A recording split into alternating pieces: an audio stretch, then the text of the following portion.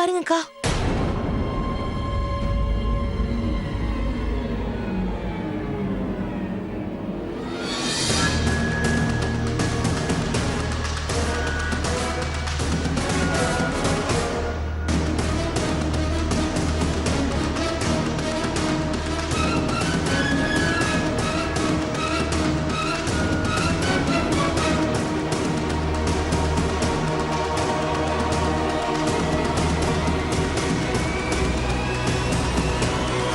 வா வாமா.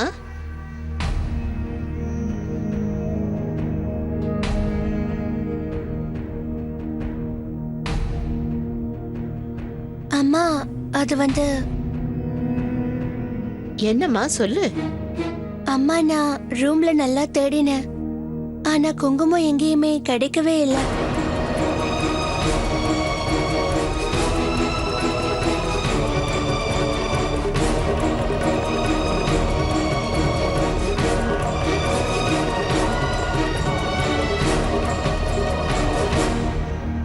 குங்குமமா? ஆமா, ஒரு சுமங்கலி குங்குமம் வைக்காம எங்கேயுமே போக கூடாதுன்னு சொல்லுவாங்க.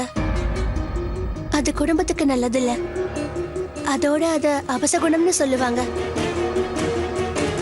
ஆ, நான் அதை வாங்கி வைக்கிறேம்மா. சரியா? நீ முதல்ல வந்து உட்காரு, சாப்பிடுமா.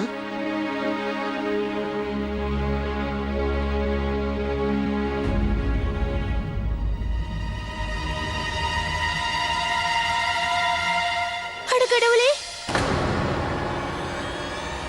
என்னாச்சு? இது இது மாமிச உணவாச்சே. அதோட நான் சுத்த சைவம். நான் சைவத்தை மட்டும்தான் சாப்பிடுவேன். எங்க வீட்ல இந்த மாதிரி அசைவத்தை யாருமே சமைக்க மாட்டாங்க.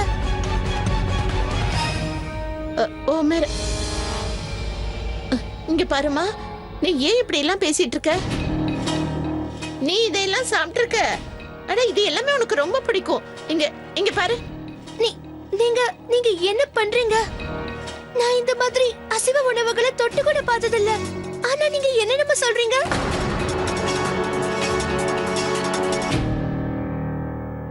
அட நீ அத்தை, நீ எதுக்கும் கவலைப்படாத. அத்தை, இவளுக்கு இதெல்லாம் சாப்பிட பிடிக்கலன்னு சொன்னா அப்புறம் எதுக்கு இதெல்லாம் சாப்பிட சொல்லி இவளை வற்புறுத்துறீங்க? பாஜித், உருளைக்கிழங்கு பன்னீர் சப்ஜி பண்ணி கொண்டு வாங்க, ரஜினிக்காக. ரொம்ப ரொம்ப நன்றி. பரவாயில்ல, இருக்கட்டும்.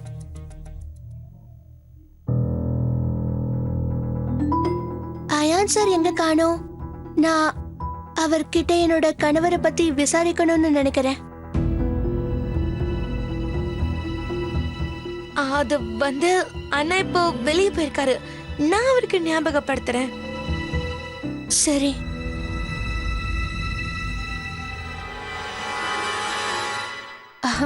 நீங்க நீங்க தப்பா எடுத்துக்கலனா நான் அங்கேயே போய் உட்காரட்டுமா? அது என்னன்னா, எனக்கு இந்த சாப்பாட்டோட வாசனை சுத்தமா பிடிக்கல. அதனாலதான். சரி, நீ போய் அங்க உட்கார போ. நன்றி.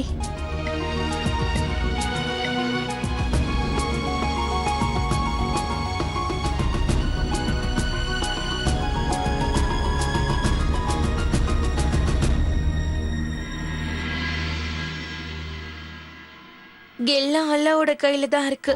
இதுல என்ன சந்தேகம் இருக்கு?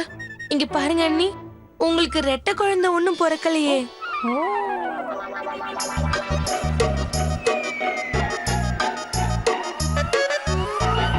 ஒண்ணு பிறந்தப்பவே தொலைஞ்சு போயிருக்கலாம். அது இன்னைக்கு கிடைச்சிருக்கு.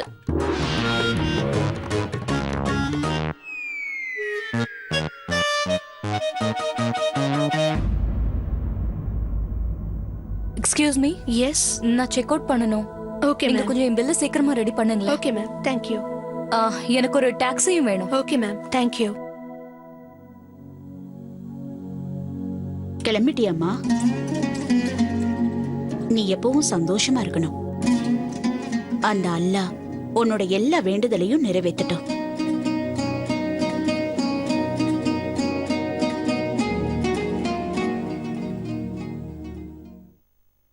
ஐ லவ் யூ ஜோயா.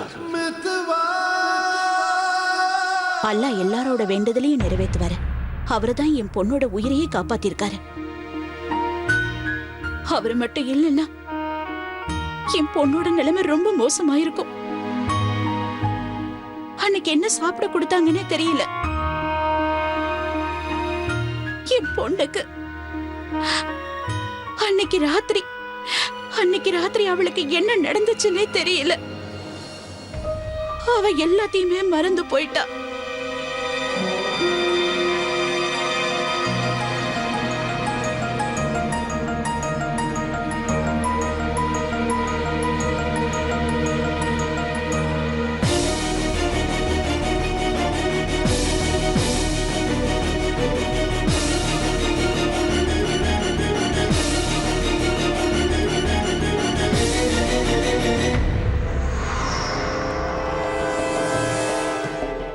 ஒண்ணுமே தெரியல. எல்லாத்தையுமே அவ மறந்து போயிட்டா. அவளுக்கு என்ன செய்யறதுனே ஒண்ணுமே புரியல. அவளுக்கு எதுவுமே ஞாபகத்துல இல்ல. எனக்கு ஜோயா, எனக்கு எதுவுமே ஞாபகம் இல்லை. மத்தவங்க என்ன சொன்னாங்களோ அதுதான் அவளுக்கு உண்மையா இருந்துச்சு. நான் தான் உன்கிட்ட சொன்னேன்ல, அவங்க தான் நிச்சயமா அவளுக்கு ஏதோ கொடுத்திருக்காங்க அவங்க மாமியார் வீட்டுல.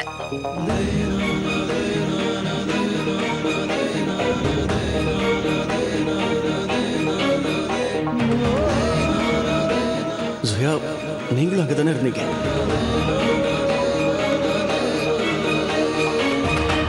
உண்மையை சொல்லணும்னா ஒரு ஆணுக்கும் பொண்ணுக்கும் உறவு ஏற்படுறது பெட்ல தான்.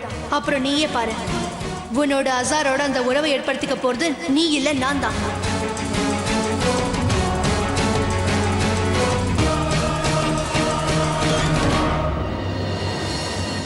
எக்ஸ்கியூஸ் மீ, உங்களால சொல்ல முடியுமா மிஸ்டர் அசர் அஹமத் கான் இந்த ரூம்ல இருக்காருன்னு? குவிக். வெயிட் மேம், நான் செக் பண்ணி பார்க்கறேன்.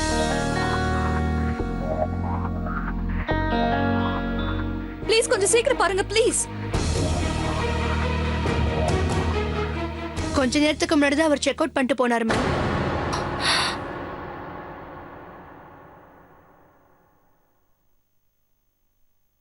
அயான் சார்,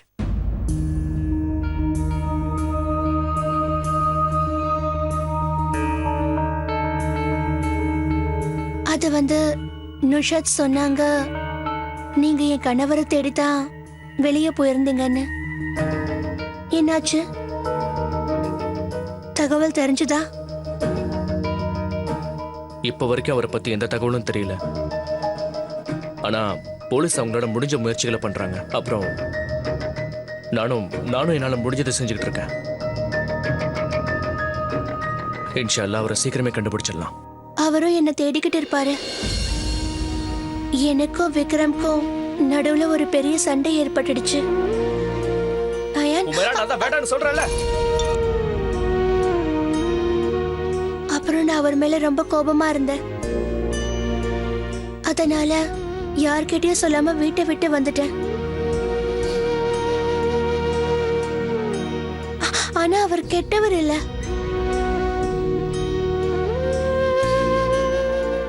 பாவம், என்ன அவரு இங்கெல்லாம் தேடிட்டு இருக்காரு. முழுசா ஒரு மாசம் ஆயிடுச்சு. ஆனா ஹுமேராவை பத்தி எந்த துப்புமே கிடைக்கலன்னு சொல்றீங்களா? எப்படி? அவரோட வலி, வேதனை எல்லாத்தையும் என்னால புரிஞ்சுக்க முடியுது. என்ன பத்தின தகவல் அவருக்கு ஒரு மாசமா கிடைக்கல. அவர் என்ன வருத்தத்துல இருக்காருன்னு எனக்கு தெரியல. அவர் எங்க இருக்காருன்னு கூட எனக்கு ஞாபகத்துல இல்ல.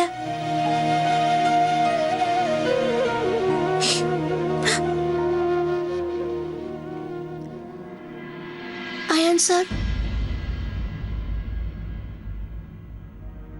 நான் உங்களுக்கு கையெடுத்து கும்பிட்டு கேட்கிறேன். ப்ளீஸ் என் கணவரை தேடி கண்டுபிடிச்சு கொடுங்க.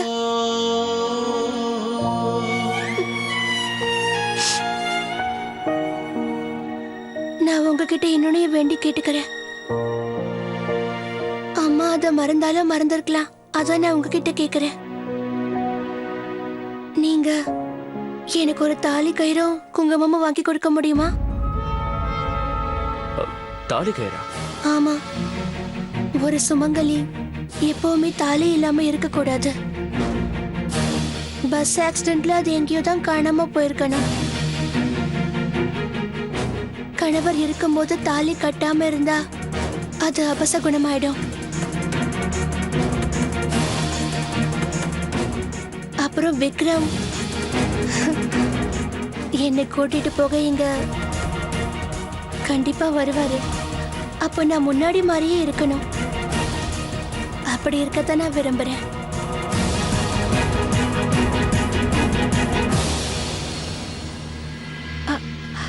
உங்களுக்கு நான் செலவாகிற எல்லா பணத்தையும் வீட்டுக்கு போன உடனே திரும்ப கொடுத்துட்றேன். வேண்டாம் வேண்டாம், அதெல்லாம் ஒண்ணு வேண்டாம். நான் உங்களுக்கு தாலியும் குங்குமமும் வாங்கிட்டு வந்துடுறேன். சரி, இங்க பாருங்க,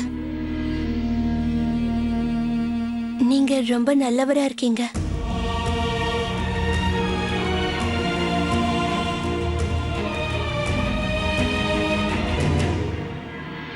ரொம்ப ஆச்சரியமா இருக்கு.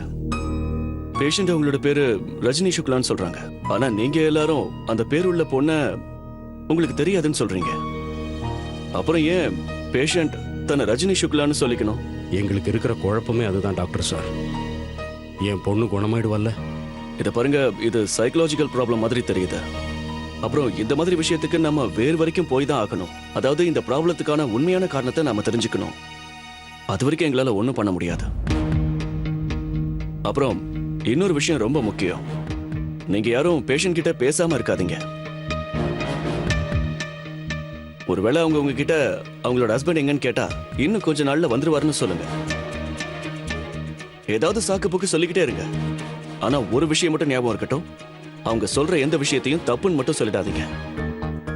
அவங்கள ஜாக்கிரதையா பாத்துக்கங்க. சரி, நான் கிளம்புறேன். Thank you doctor. தேங்க்யூ. அட, இவர் என்ன டாக்டர் தானா? எனக்கு என்னமோ இவர் டூப்ளிகேட் டாக்டர் மாதிரி தெரியுது. மொட்டாள், ஏதோ அவர் பாட்டுக்கு சொல்லிட்டு போறாரு. அட, கல்யாணம் ஆகாத ஒரு பொண்ணு அவளுக்கு புருஷன் இருக்கிறதா சொல்றா. அதை கேட்டுட்டு நாம எல்லாரும் பேசாம இருக்க முடியுமா? இவர் ஒண்ணு டாக்டரே இல்ல. இவருக்கு ஒண்ணுமே தெரியல. எனக்கு தெரியும். எனக்கு என்ன தோணுதுன்னா, என் பொண்ணுக்கு ஏதோ பேய் பிடிச்சிருக்குன்னு தான் தோணுது.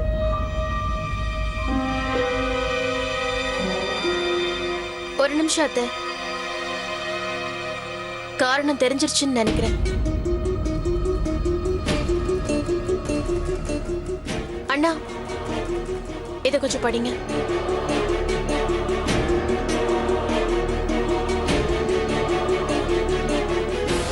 இது அன்னைக்கு ஆக்சிடென்ட்ல செத்து போனாங்களே, அவங்களோட லிஸ்ட் போல இருக்கு. இதை கொஞ்சம் பாருங்களேன். ஷால்கி சர்மா, ஆர்த்தி குமாரி, மனோஜ் மிஸ்ரா, ராஜ்வீர் ராணா, நித்து தேவி.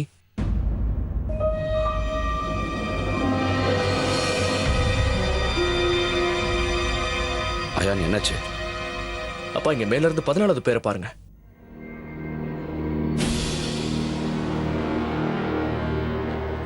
ரஜினி சுக்லா?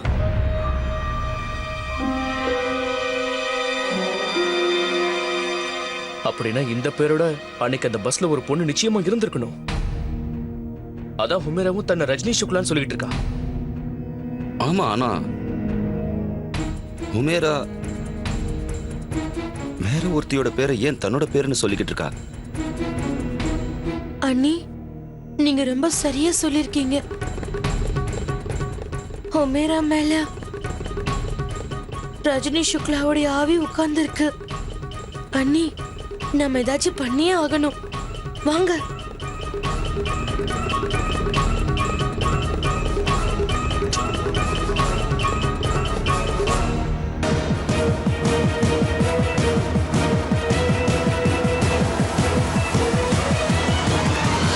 நீங்க இங்க இருந்து ஒருத்தர் போனதை பாத்தீங்களா? என்ன மேடம், இங்க நிறைய பேர் வராங்க போறாங்க, நீங்க யாரை கேக்குறீங்க?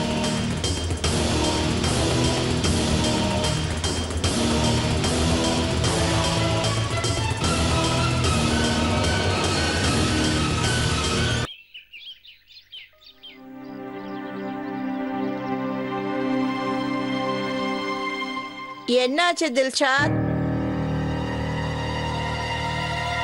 ஓ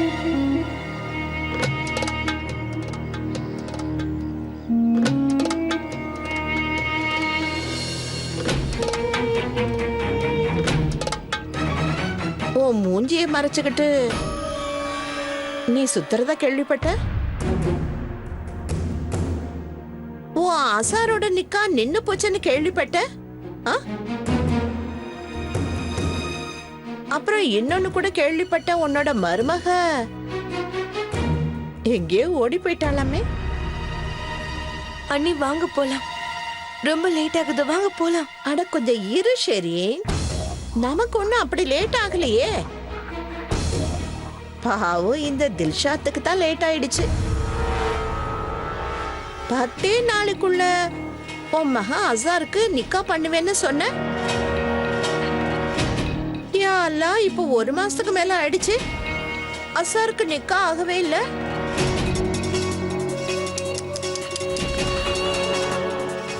சரி, நான் கேள்விப்பட்டது வேற மாதிரி இருந்தது.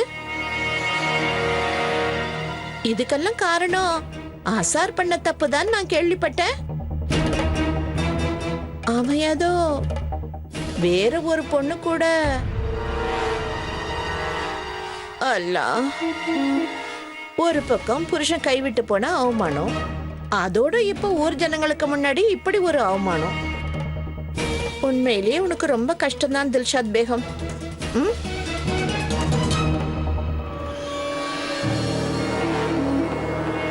உன் உடம்பு பாத்துக்கோ. போலமா?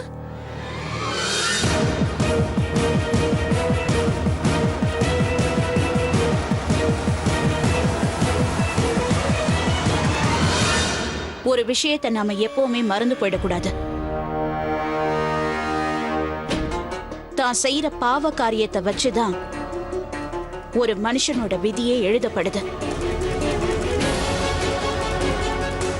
ஆனா அவங்களோட கஷ்டமான நேரத்தை கிண்டல் அடிக்கிறதுக்கு முன்னாடி நீங்க பண்ண பாவ காரியத்தை பத்தி எல்லாம் யோசிச்சீங்கன்னா உங்களுக்கு அது நல்லதா இருக்கும். ஏன்னா நீங்க செஞ்ச தப்புக்கு தண்டனை கிடைக்கும் போது அதோட விளைவு ரொம்பவே மோசமானதா இருக்கும். இன்னொன்னையும் ஞாபகம் வச்சுக்கோங்க, நாம செய்யற தப்புக்கான தண்டனைய நம்ம குழந்தைங்க தான் அனுபவிப்பாங்க.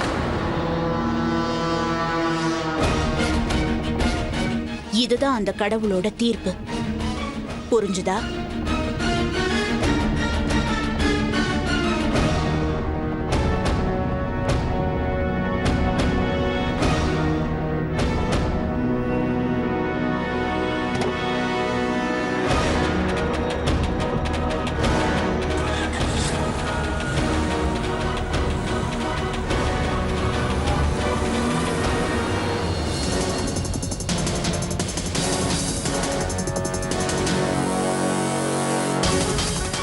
Excuse me.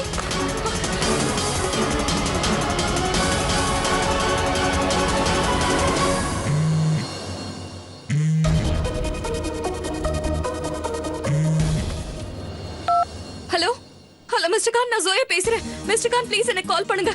ஆமா மிஸ்டர் கான், எனக்கு எல்லாம் தெரிஞ்சிருச்சு. உங்களுக்கும் தன்வீருக்கும் இடையில எதுவுமே நடக்கல. மிஸ்டர் கான், தன்வீர் உங்களை ஏமாத்திட்டு இருக்கா மிஸ்டர் கான். அவதான் எல்லாத்துக்கும் காரணம். இதுல உங்க தப்பு எதுவுமே இல்ல மிஸ்டர் கான். அப்ப உங்களுக்கு மயக்க மருந்து கொடுத்திருக்கா, அதுக்கப்புறம் நீங்க சுய நினைவு எழுந்திருக்கீங்க. எல்லாமே தப்பா தெரிஞ்சிருக்கு. உங்களுக்கு எதுவும் ஞாபகத்திலயும் இல்ல மிஸ்டர் கான். மிஸ்டர் கான், நான் உங்களுக்கு எல்லாத்தையும் எக்ஸ்பிளைன் பண்றேன். ப்ளீஸ் நீங்க எனக்கு ஹோட்டல் நம்பருக்கு கால் பண்ணுங்க. நான் இங்க அஜ்மீர் ஃபோர்ட் ஹோட்டல்ல தங்கி இருக்கேன். ப்ளீஸ் மிஸ்டர் கான், எனக்கு கால் பண்ணுங்க ப்ளீஸ்.